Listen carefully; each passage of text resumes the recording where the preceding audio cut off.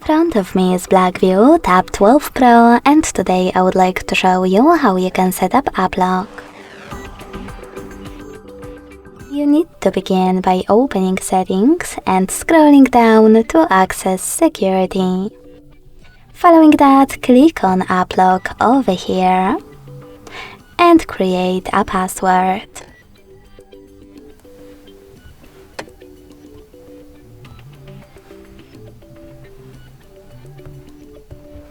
Repeat it in order to confirm it.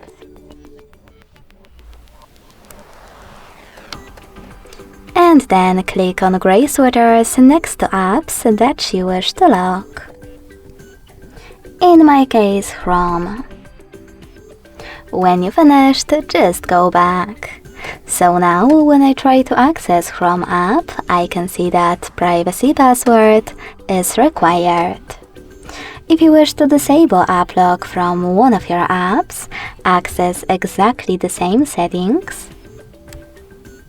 Enter your password again.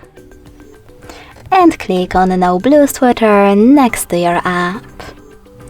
Thanks so much for watching. If you enjoyed this video, leave a like, comment and subscribe. Bye!